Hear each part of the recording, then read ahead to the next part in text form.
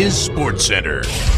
Hello, my name is Moshe Goldman, Stenowitz-Cohen, and I'm not wearing any pants. But that is besides the point, because right now, it's SportsCenter Chemistry Edition. And I'm Al K. Seltzer. Today, we're going to be looking at the collision theory and its effect on rate of reaction. Whoa, Al. I have no idea in the slightest of anything you just said. I have no idea what this chemistry thing is, or rate of reactions, or collision theory. You have to explain this to me. Well, listen here, Moshe and our fellow listeners. Back in my day at Yale, I majored in chemistry. No big deal. Anyway, simply put, the rate of reaction is pretty much the speed at which a reaction happens. If a reaction has a low rate, that means the molecules will combine at a slower speed. Some reactions take hundreds and even thousands of years. Some take a second. The rate of reaction depends on the type of molecules that are combining. Oi, this is Pitch the Monsters. Okay, I have somewhat of a grasp on this rate of reactions thing, but I still have no idea what you're talking about with collision theory. Wow. But remember one thing, explain this to me as if I'm a clueless 5-year-old or a rabid freshman. Okay, Mr. Moshe. The collision theory states that the more collisions in a system, the more likely combination of molecules will happen. If there are a higher number of collisions in a system, more combinations will occur. The rate of reaction will go faster and the rate will go higher. Reactions happen no matter what. Chemicals are always combining and breaking down. What in God's name are these things? Okay, remember these 4 basic things that matter with the collision theory. Concentration, temperature, surface area, and pressure. When temperature is raised, the average kinetic energy of the molecules increase. What in God's name is also kinetic energy? We will let you know after these messages.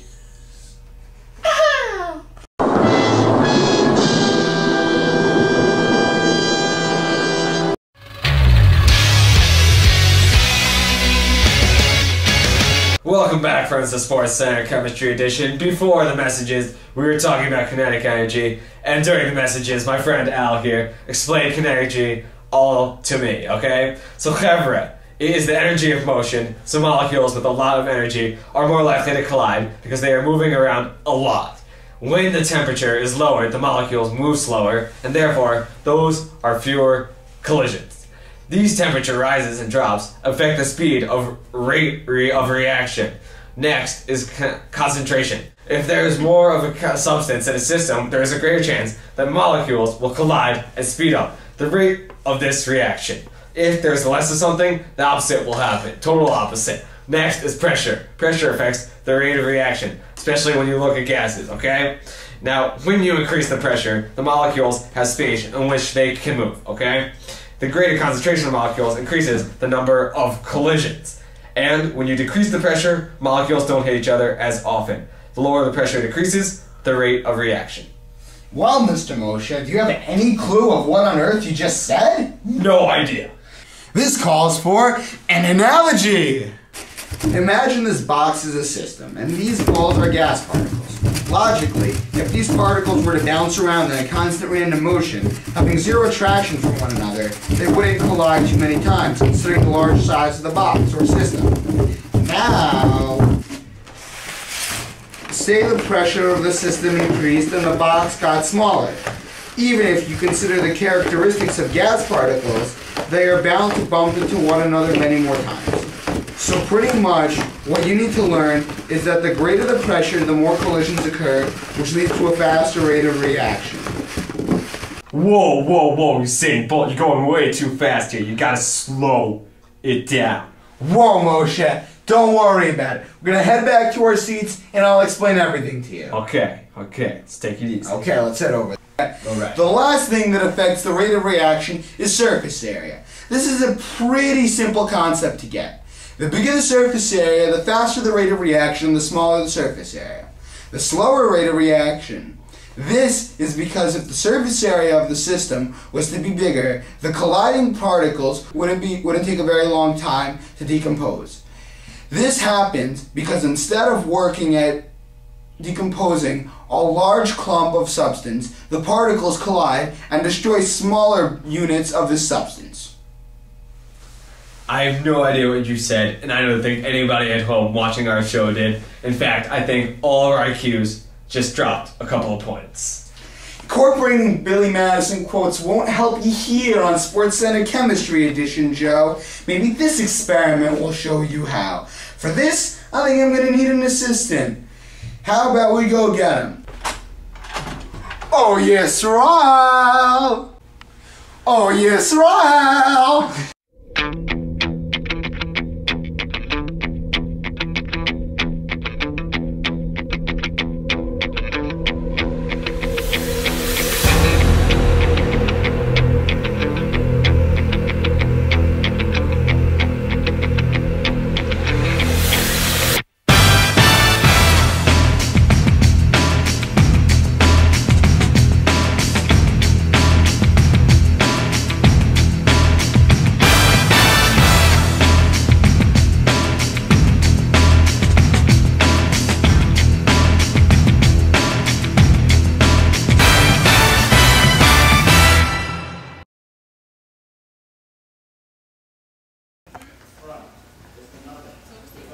Hey guys, nice bats, Al. You, not so much. Thank you. Yes, anyway, I need help showing Mr. Moshe here how differences in surface area change the rate of reaction in chemical reactions. Why, this is perfect. We could show you the Alka-Seltzer. Don't you touch me like that. I think we should go for it. Doesn't Stop that name touching sound me. kind of familiar? I swear to God, I will kill one of you. Alright, let's go do it. Alright, so let's see how long it takes for this full pill of Alka-Seltzer to decompose. Alrighty then.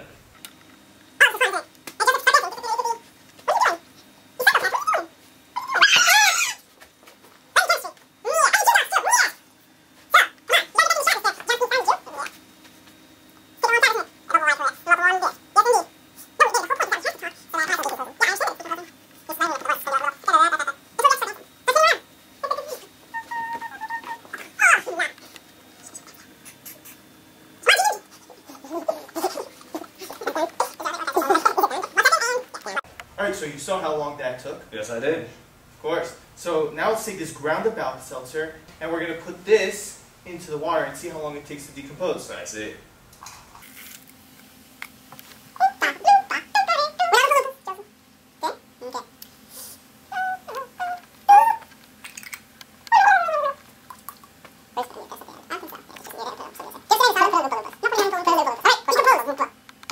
So obviously, the greater the surface area, the faster the rate of reaction.